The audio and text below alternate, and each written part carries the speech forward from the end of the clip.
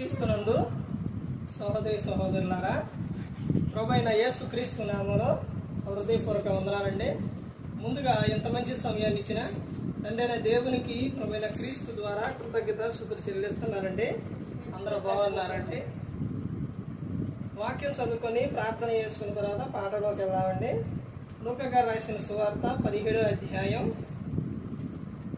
26వ వచనం. నోవాహు దినములలో జరిగినట్టు మనుష్య కుమారుని దినంలోనూ జరుగును.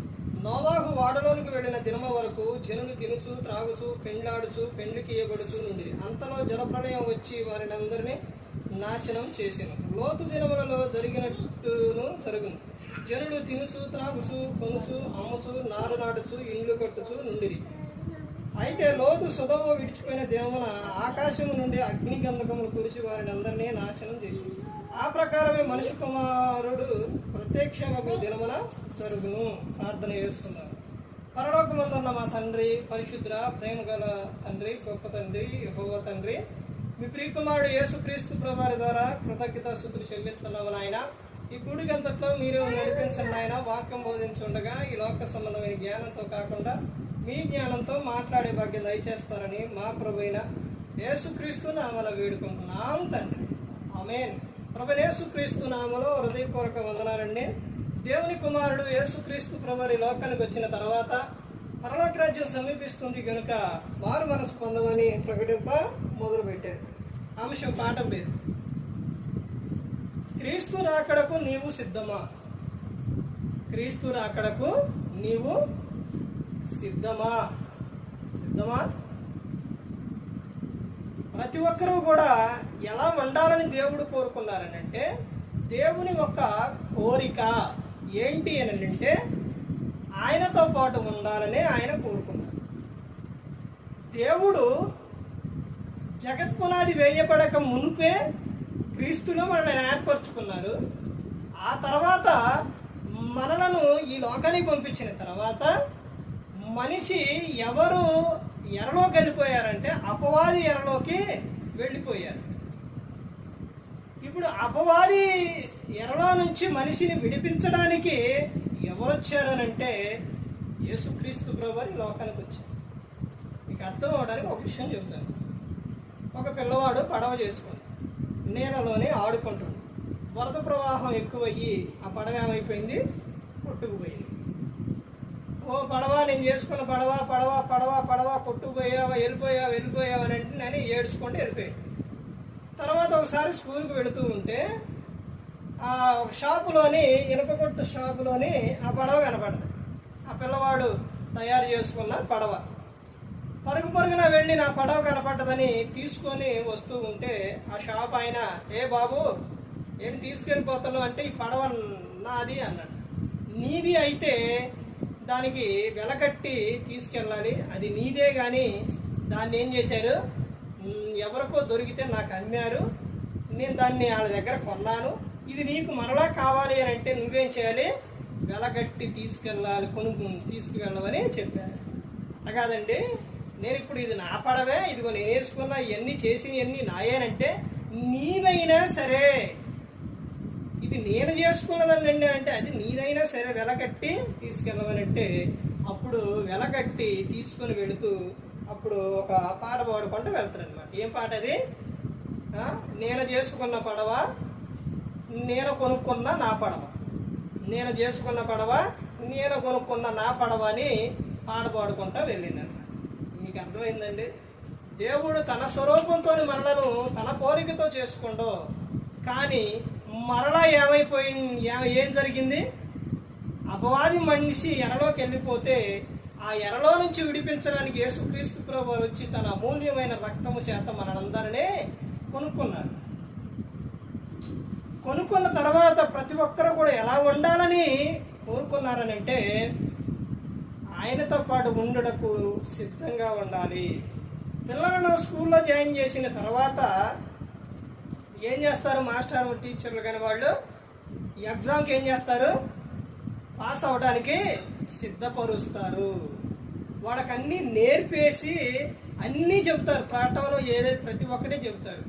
ఇంకా ఆ తర్వాత అన్నీ నేర్పిన తర్వాత వాళ్ళు ఎగ్జామ్కి వెళ్ళేటప్పుడు ఇవి కొన్ని గుర్తులు పెడతారు. ఇగో ఇవి రావచ్చు, ఇవి రావచ్చు, ఇవి మీరు చదువుకొని ఉంటే అక్కడ ఎగ్జామ్లో వస్తే రాస్తే పాస్ అవుతారు.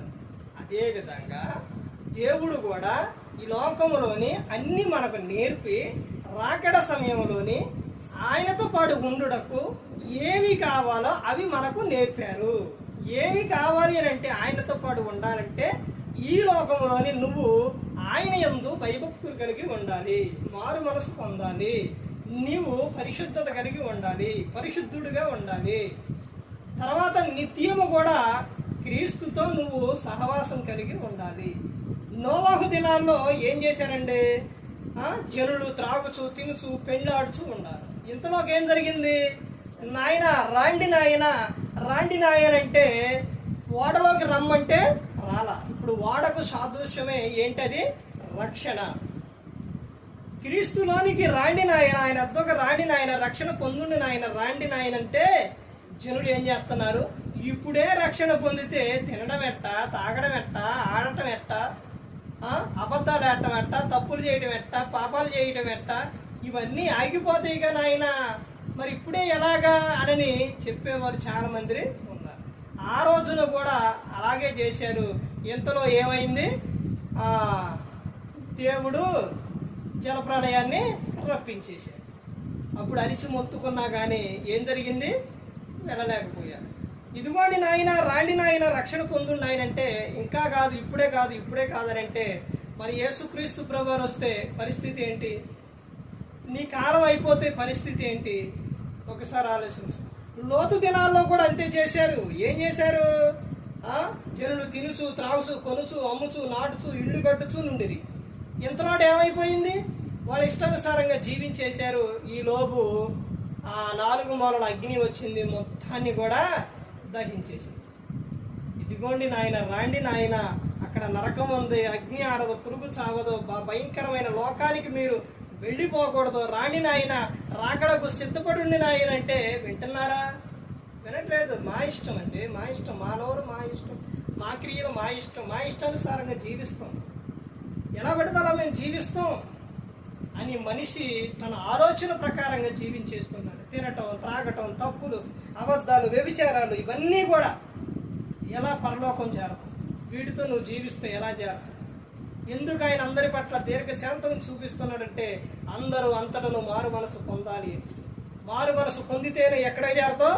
పరలోకానికి చేరతావు. క్రీస్తు రాకడ సమయంలో నువ్వు ఎలా ఉండాలంటే సిద్ధముగా ఉండాలి. నీ ఆత్మ, నీ శరీరం నువ్వు ఎలా ఉండాలి అంటే నువ్వు సిద్ధపడి ఉండాలి. ఆల్రెడీ సగం వయసు అయిపోయింది. యవనంలో ఉన్నా, లేకపోతే మధ్య వయసులో ఉన్నా, వృద్ధాప్యంలో ఉన్నా, నువ్వు ఏ వయసులో ఉన్నా, నువ్వు దేవుని యందు భయభక్తులు కలిగి లేకపోతే యేసుక్రీస్తు ప్రభువారు వస్తే నీ పరిస్థితి ఏంటో ఒక్కసారి ఆలోచించు. ఆయన చూడట్లేదులే, మాట్లాడట్లేదులే, వినట్లేదులే అని అనుకుంటున్నారా? ప్రతి ఒక్కటి వింటున్నారు, ప్రతి ఒక్కటే చూస్తున్నారు. ప్రభువునందే ఉందండి ఆనందం. ఈ లోకంలో ఏముంది? లోకంలో ఏముందండి? ఒకటి గమనించండి, మీరు ఈ లోకంలో ఉన్నంత కాలము మీరు ఎలా ఉండాలో తెలుసా? ఆనందంగా, సంతోషంగా ఉండాలి. భార్యాభర్త అయినా, పిల్లలైనా, కుటుంబం అయినా, నువ్వు ఈ లోకంలో ఉన్నంత కాలం ఆనందంగా, సంతోషంగా ఉండాలి. నువ్వు పాపంలో జీవించావో పరలోకం చేర. నువ్వు ఆనందంగా, సంతోషంగా ఉండాలి. ఎవరి యందు? ప్రభువునందు ఉండాలి. ఆనందంగా, సంతోషంగా. లోకం విడిస్తే ఎలా ఉంటుందో తెలుసా? భయంకరంగా ఉంటుంది. ప్రతి ఒక్కరూ గమనించుకోవాలండి, ప్రతి ఒక్కరూ తెలుసుకోవాలి. మరలా నువ్వు ఈ లోకం విడిస్తే మరలా నువ్వు తిరిగి లోకానికి రావిక. అది గమనించాలి. ఎందుకు ఈ లోకంలో నువ్వు ఉన్నంత కాలం నువ్వెందుకు బాధపడుతూ ఉంటావు? ఎందుకు ఏడుస్తూ ఉంటావు? ఎందుకు దుఃఖపడుతూ ఉంటావు? అది ఏదో మోకాళ్ళేసి ప్రభువుతో చెప్పుకో. కానీ అలా కాకుండా నువ్వు దుఃఖపడుతూ, బాధపడుతూ, చింతపడుతూ నువ్వు ఏ ప్రయోజనం ఒక్కసారి ఆలోచించు. నువ్వు వారంటే పడదో, వీళ్ళంటే పడదని కక్షలు పెట్టుకుంటే మరలా నువ్వు ఈ లోకానికి రావు. ఒక్కసారి ఆలోచించండి. 4 స్నేహితులు ఉన్నారు, మందు తాగుతున్నారు. ఆ 4 స్నేహితులు కూడా వాళ్ళ బాధలు చెప్పుకుంటారు. ఒక ఆయనేమో ఏమని చెప్పుకున్నాడంటే, అరే ఇంటికి వెళితే తలుపు కూడా తీయట్లేదని ఒక ఆయన ఏమో, అరే ఇంటికి వెళ్తే తలుపు తీస్తున్నారు కానీ లోపలికి వెళ్ళిన తర్వాత మామూలుగా ఉండట్లేదురా, ఇక పిల్లలు మొత్తం కలిసి మామూలుగా దరువేయట్లేదు అని ఒక ఆయన చెప్పాడు. ఇంకొక ఆయన ఏమో అసలు తలుపే తీయట్లేదురా అని ఒక ఆయన. ఇంకొక ఆయన నాలుగు ఆయన ఏం చేసిండంటే నవ్విండంట. వీడు ముగ్గురు చెప్పిన మాటలకు ఏంట్రా నవ్వుతూ అంటే, అరే నాకు ఈ బాధ లేదురా అన్నట్ట. అదేంట్రా నీకు బాధ లేకపోవడం ఏంట్రా, మేము ఒకళ్ళని లోపల రానేరు, ఒకళ్ళేమో కొడతారు, ఒకళ్ళేమో తిడతారు, ఒకళ్ళేమో ఇన్ని బాధలు పెడుతుంటే నీకేంట్రా బాధలు లేవంటావనంటే, అరే నా భార్య నేను ఇంటికి వెళితే నేను ఏం చెబితే అది చేసిద్దిరా అన్నాడు. ఏంట్రా ఆపరా చెబుతున్నావులే అన్నారట. ఎవరంటే చూడండి ఎంత మాంసం తీసుకొని చికెన్ తీసుకొని వెళ్ళే టయానికి ఎంత అయింది, 10 అయిందంట. అయ్యా తలుపు కొట్టంగానే ఆమె తీసింది. గుణవతి అయిన భార్య ఎప్పుడైనప్పటికీ కూడా నీతిమంతుడైన భర్త, గుణవతి అయిన భార్య, వీళ్ళిద్దరూ కూడా నీతిమంతుడైన భర్త ఏమో భార్యను బయట పెట్టుకోడు, తర్వాత ఎవరు గుణవతి అయిన భార్య ఏమో భర్త చెప్పినట్టు వింటుంది, భర్త పరువు తీయదు, భర్తకు ఎదురు చెప్పదు.